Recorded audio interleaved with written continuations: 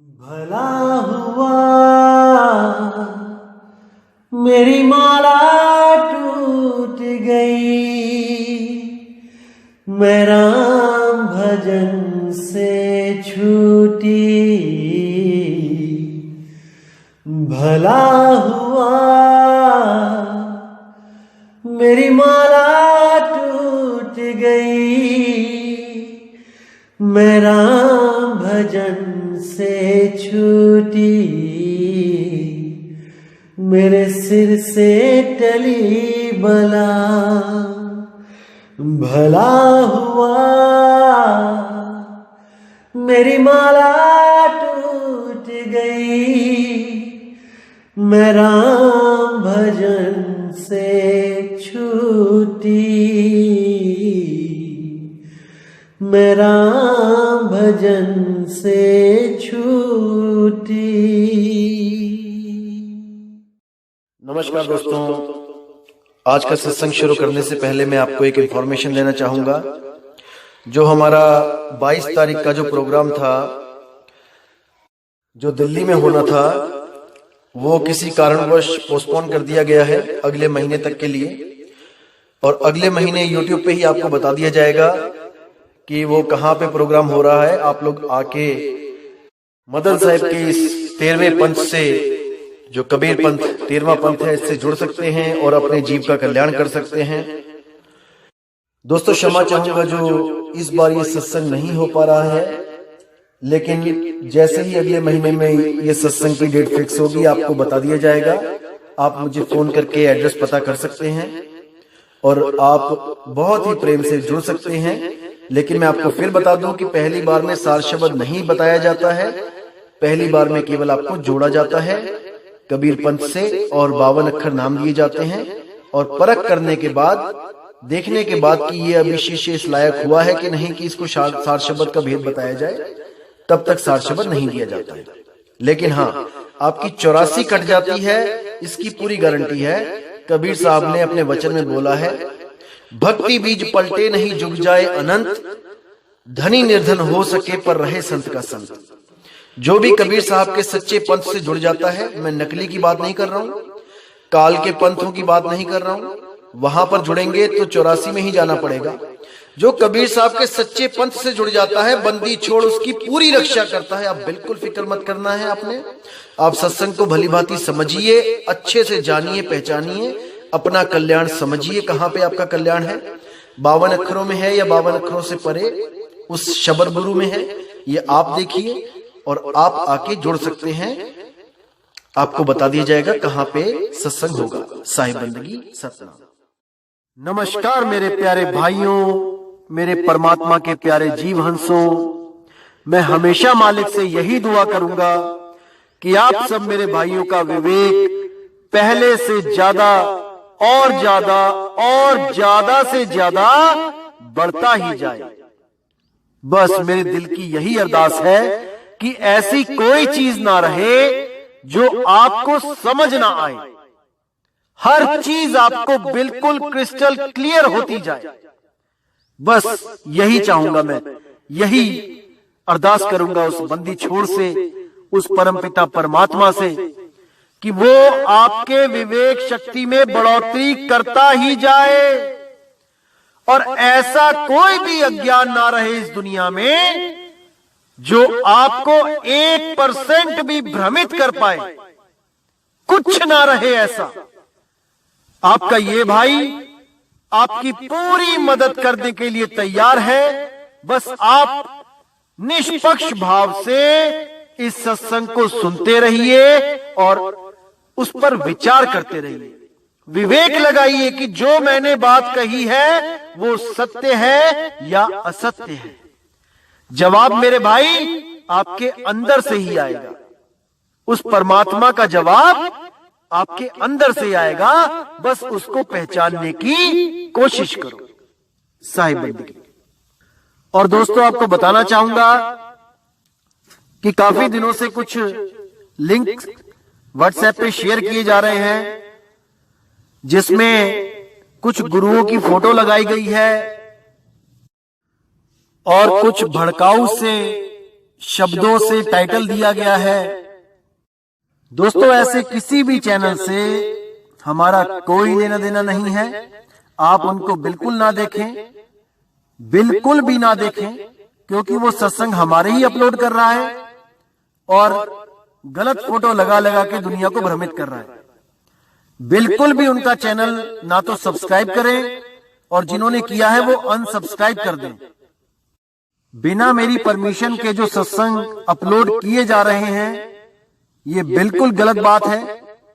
आप ये सब बंद करें। और कोई भी मेरा भाई अगर अपने चैनल पे कोई सत्संग मेरा चलाना चाहता है तो पहले परमिशन लो। प्रचार में योगदान करना है तो बिल्कुल सही तरीके से करो। किसी भी गुरु की फोटो नहीं लगानी है। सब गुरु मेरे बड़े अपनी अपनी ठौर, शब्द विवेकी पारखी सो माथे कमोर। हमने हर गुरु की इज्जत करनी है। हमें किसी भी गुरु से हमारा वैर नहीं है भाई। हर गुरु अपनी अपनी सीमा में अपने अपने शिष्यों को ज्ञान दे रहा है। जहां तक उसकी पहुंच है वो अपने अपने शिष्यों को पहुंचा रहा है। क्या दिक्कत है इसमें? इसलिए मेरे भाई, ये जो गलत काम है इसको बंद करो और अगर करना ही है तो सही से करो। जैसे मैं किसी की फोटो नहीं लगाता हूं, आप भी मत लगाएं। साहिब। तो दोस्तों, आज वाणी लेंगे पलटू जी महाराज जी की और बहुत ही सुंदर वाणी है और मुझे पूरी उम्मीद है कि इस वाणी को सुन के, समझ के आपके सब भ्रमों का नाश होगा और आपको एक सत्य के अलावा कुछ भी नजर नहीं आएगा। केवल सत्य, सत्य और केवल सत्य। तो क्या कहती है वाणी? साधो बाई वह पद करहु बिचारा, जो तीन लोक से न्यारा। क्षर अक्षर 34 में कहिए, सहस नाम तेहि माही। नी अक्षर वह जुदा रहत है, लिखे पढ़े में नाही। देखिए कितना क्लियर है। अगर ये पढ़ के भी, अगर मेरे पढ़े लिखे भाई जो पढ़ सकते हैं, अगर वो इसको पढ़ने के बाद भी विवेक नहीं लगा पाए तो कोई फायदा नहीं उनका पढ़े लिखे होने का। क्या कहती है वाणी? साधो भाई वह पद करहु बिचारा, यानी उस पद का, उस नाम का, उस शब्द का विचार कर लो जो तीन लोक से न्यारा, जो इन तीन लोक में नहीं है। उस शब्द का विचार कर लो। तीन लोक कौन से? ये शरीर ही तीन लोक है। अरे तीन लोक है देह में, रोम रोम में धाम। सतगुरु बिन ना पाइए, सार शब्द निज नाम। निज नाम, निज स्वरूप, तुम्हारा असली रूप। बिना सतगुरु के तुम उसको नहीं प्राप्त कर सकते। जब तक तुम्हें अपने निज रूप का ज्ञान नहीं हो गया, तुम अपने आप को ये शरीर ही मानते रहोगे, या फिर इस शरीर को छोड़ के जो सूक्ष्म शरीर निकलते हैं, तुम अपने आप को वो सूक्ष्म शरीर मानते रहोगे। और जब तक तुम अपने आप को सूक्ष्म शरीर मानोगे, ये काल तुम्हें तपतशिला पे भून भून के खाता रहेगा, क्योंकि ये शरीरों को ही खाता है, आत्मा को ये पकड़ भी नहीं सकता, बिल्कुल छू भी नहीं सकता। इसीलिए कबीर साहब कहते हैं, भाई तुम जल्दी से जल्दी अपने आत्म स्वरूप को प्राप्त कर लो, ताकि ये काल तुम्हें हाथ भी ना लगा पाए। इसलिए तुम देह को त्याग के उस विदेह नाम का सिमरण करो, उसका ध्यान करो। अरे शब्द शब्द सब कोई कहे, वह तो शब्द विदेह जीवा पे आवे नहीं, निरख परख कर ले। वो जीवा पे नहीं आता, वो बोलने में लिखने में नहीं आता, पढ़ने में नहीं आता भाई। तो क्या कहते हैं पलटू दास जी? छर अक्षर 34 में कहिए सहस नाम तेहि माही। यानी छर और अक्षर, छर यानी ये नाशवान शरीर, जितनी भी कोई चीजें हैं, जितने भी नाशवान चीजें हैं वो शर होती हैं। उन शर वस्तुओं के जो नाम हैं वो भी 34 में हैं, और अक्षर, जो अक्षर हैं जैसे अ आ इ ई उ ऊ स्वर व्यंजन, ये भी 34 हैं। अगर स्वर और व्यंजन को अलग अलग कर दो तो, और सबको मिला दो तो ये 52 हो जाते हैं। ये अक्षर और शब्द को ही नहीं समझ पा रहे हैं अधूरे गुरु। फर्स्ट क्लास का बच्चा भी आपको बता सकता है कि अक्षर क्या होते हैं और शब्द क्या होते हैं, लेकिन ये 60-60 साल के ये अधूरे गुरु नहीं समझ पा रहे हैं कि अक्षर में और शब्द में क्या फर्क होता है। अरे भाई, बचपन में हम लोग भी पहेलियां बोलते थे। 3 अक्षर का मेरा नाम, उल्टा सीधा एक समान। कोई बोलता था डालडा, चाहे इधर से पढ़ लो चाहे उधर से पढ़ लो, 3 अक्षर डालडा, दोनों तरफ से एक ही नाम बनेगा, डालडा। और कई इसको बोलते थे कनक, चाहे इस तरफ से पढ़ लो चाहे उस तरफ से पढ़ लो, ये 3 अक्षर का नाम होता है। यानी 3 अक्षर से एक शब्द बना है, 3 शब्द से एक अक्षर नहीं बनता। 2 अक्षर का भेद बताए, इसका मतलब ये नहीं कि ओम सोहम। अरे ओम भी 3 अक्षरों से बनता है, आ ओ म, और जब चंद और बिंदी लग जाती है तो ये 5 अक्षरी मंत्र बन जाता है। लेकिन ये अधूरे गुरु इस भेद को भी नहीं जानते। ये आपको बोलेंगे कि 2 अक्षर का भेद बताए, ओम और सोहम। अरे भाई, 2 शब्द का भेद बताए नहीं बोला गया है, अक्षर बोला है। अक्षर, अक्षर इकाई होती है, वर्णमाला की इकाई, और अक्षरों को मिलाकर शब्द बनता है। इतनी सी बात भी नहीं समझ आई और सारे जहान का ठेका लेके बैठ गए मुक्त करने का। इसी को नानक साहब ने बोला है, जे तू पढ़िया पंडित बिन 2 अक्षर 2 नामा। 2 अक्षर की बात करिए, 2 अक्षर। एक अक्षर वो जो वर्णमाला की इकाई होती है, अ आ इ ई का ख ग घ अंगा, और एक अक्षर इस आत्मा को बोलते हैं। इस अविनाशी आत्मा को अक्षर बोलते हैं संस्कृत भाषा में। जे तू पढ़िया पंडित बिन 2 अक्षर 2 नामा। 2 नामा मतलब एक असत नाम जो सत्य नहीं है, जो अक्षरों में है, और एक सत्य नाम जो अक्षरों में नहीं है, जो अक्षरों से परे है, जो लिखा बोला पढ़ा नहीं जा सकता, नी अक्षर, अबोल, अनाम है, उसकी बात करी है। प्रवत नानक एक लंगाए, जे कर सच समावा। वो एक अक्षर अविनाशी आत्मदेव, अगर उसको तुम सिमरण में ले आओगे, उसका सिमरण करोगे, तो तुम काल के जाल से बाहर हो जाओगे। और जैसे ही आप आत्म अवस्था को प्राप्त करोगे, आप में ही परमात्मा का निवास है। आत्म मही राम, राम मही आत्म। समझो इस बात को मेरे भाई। तो क्या कहती है वाणी? क्षर अक्षर 34 में कहिए, सहस नाम तेहि माही। सहस्त्रों नाम इन 34 अक्षरों के द्वारा बनाए जाते हैं, और सब इन्हीं 34 अक्षरों के द्वारा बनाए हुए नामों को जप के अपना जीवन बर्बाद कर लेते हैं। करोड़ों नाम बना के, करोड़ों नाम जप के अपना जीवन बर्बाद कर लेते हैं। अरे कोट नाम संसार में इनसे मुक्ति ना होए, गुप्त नाम सतपुरुष का बूझे बिरला कोई।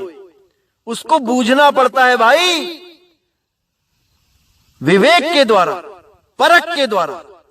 तो आगे क्या कहती है वाणी? नी अक्षर व जुदा रहते हैं, लिखे पढ़े में नहीं। वो नी अक्षर जुदा रहता है इन 52 अक्षरों से, वो लिखे पढ़े में नहीं आता, वो लिखे पढ़े में नहीं आता। केवल अनुभव के द्वारा उसकी अनुभूति होती है।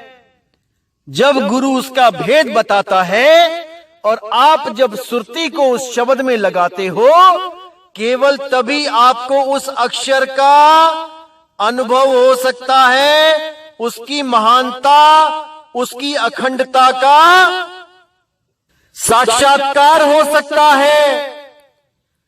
अन्यथा आप इन्हीं नाशवान अक्षरों को जप जप के अपना अनमोल मानुष तन, अपना अनमोल मानुष जीवन बर्बाद कर लेते हो, बर्बाद कर लेते हो मेरे भाई, बहुत बर्बाद कर लिया। अब नहीं करना मेरे भाई, अब नहीं करना। अब कहते हैं सुन गगन में शब्द उठत है, सो सब बोल में आवे, नी शब्दी वह बोले नाही, सो सत शब्द कहावे। कि इस सुन गगन में, इस पूरे ब्रह्मांड में जितनी भी धुनें होती हैं वो सब बोल में आ जाती हैं, वो अक्षरों में आ जाती हैं। सुन गगन में शब्द उठत है, सो सब बोल में आवे, नी शब्दी वह बोले नाही, सो सत शब्द कहावे। वो नी शब्दी बोलने में नहीं आता, वो बोलने में, लिखने पढ़ने में नहीं आता। उसी को सत शब्द, सत नाम, सत पुरुष, सत करतार कहते हैं।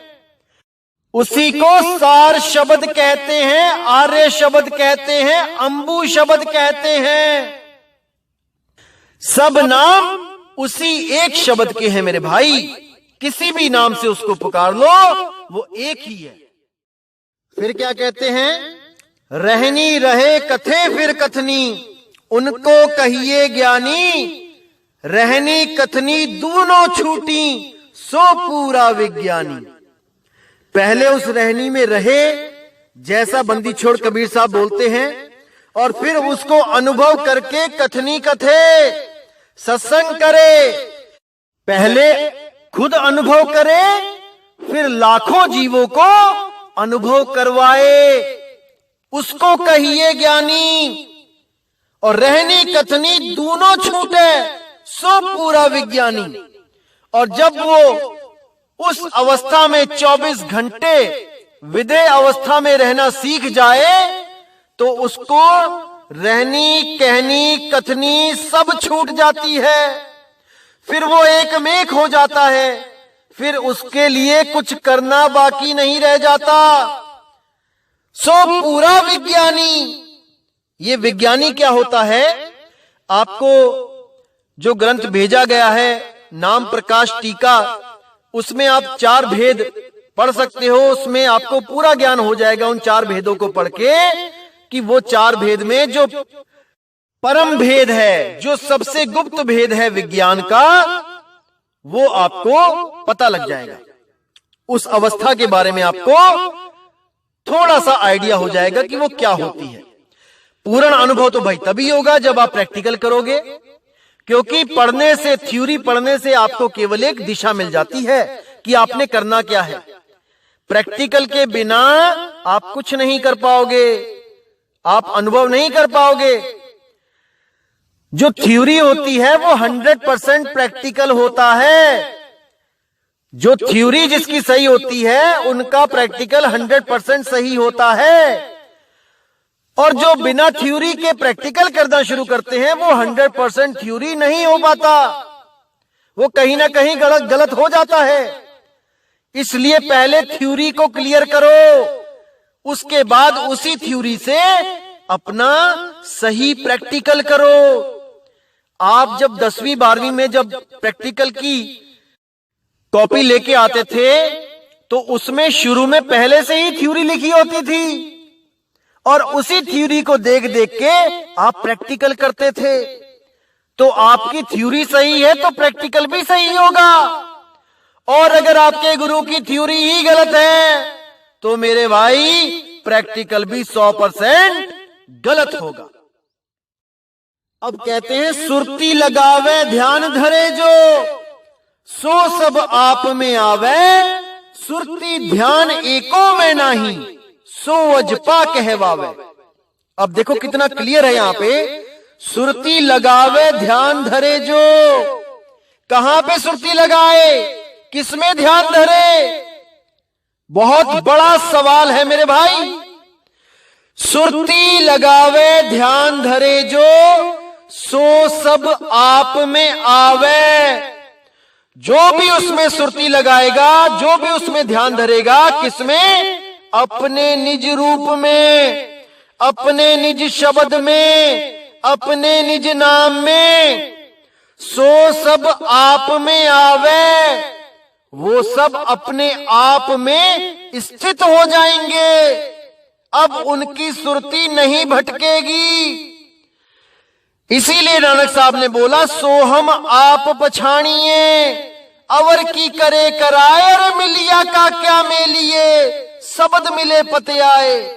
जब वो बंदी छोड़ शब्द देगा, वो सतगुरु, वो मालिक शब्द देगा, तब आपने अपनी ही सुरती अपने निज नाम में टिका लेनी है।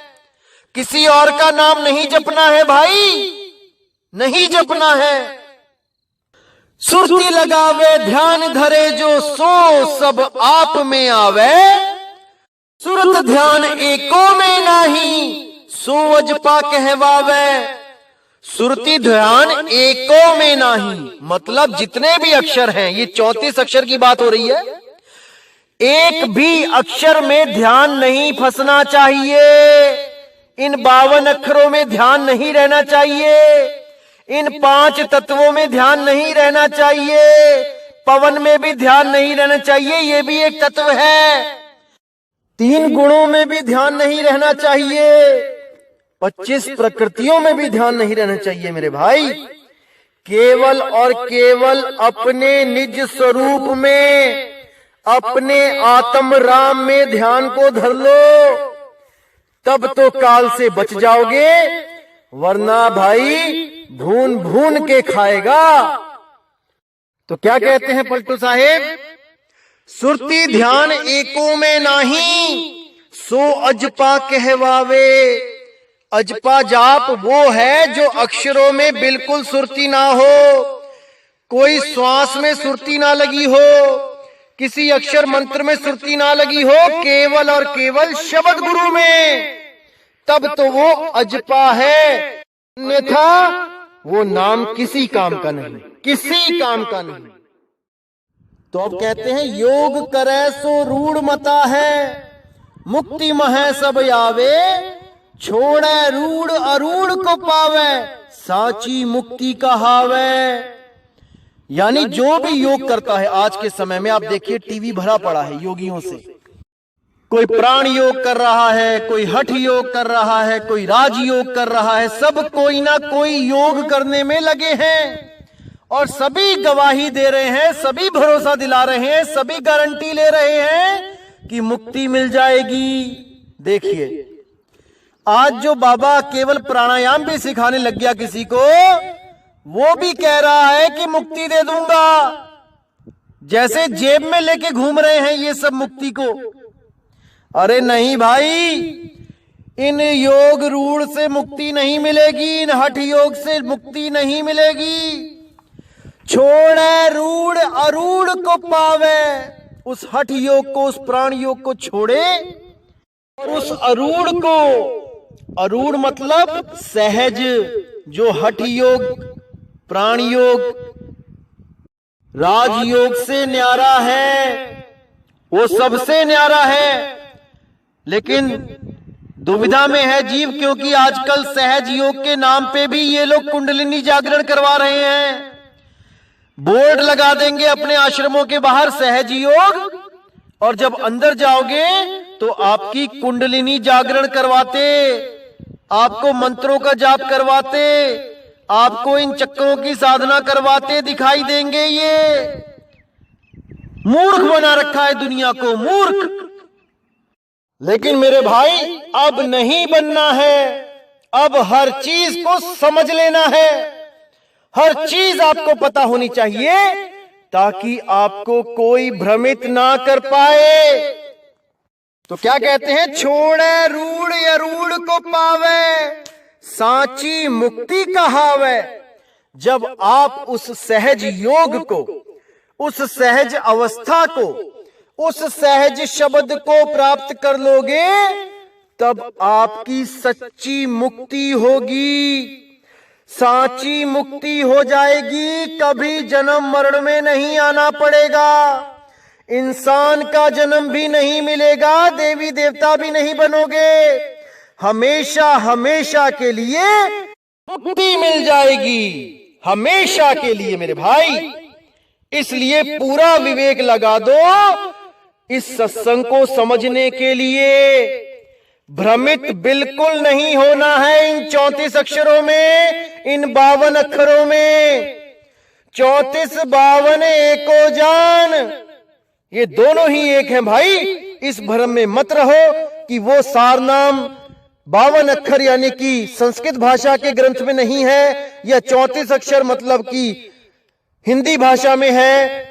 ये बिल्कुल भ्रम जाल है, इसमें से तत्काल खुद को निकाल लो, निकाल लो इस भ्रम जाल से अपने आप को बाहर, और उस सच्चे शब्द की खोज में लग जाओ भाई, उस सतगुरु की खोज में लग जाओ, उस शब्द गुरु को खोज लो मेरे भाई, समय रहते खोज लो।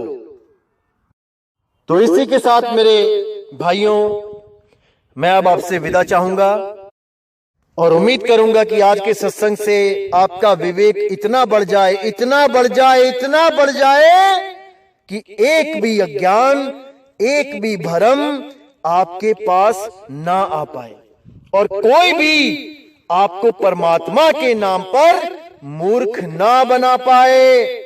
इतना समर्थ कर दे आपको वो बंदी छोड़ कि एक एक वाणी आपके दिमाग में ऐसी फिट हो जाए कि कोई भी कालदूत आपको भ्रमित ना कर पाए। आपकी मुक्ति के रास्ते में इन 52 अक्षरों का, इन 34 अक्षरों का कोई भी रोड़ा ना अटका पाए।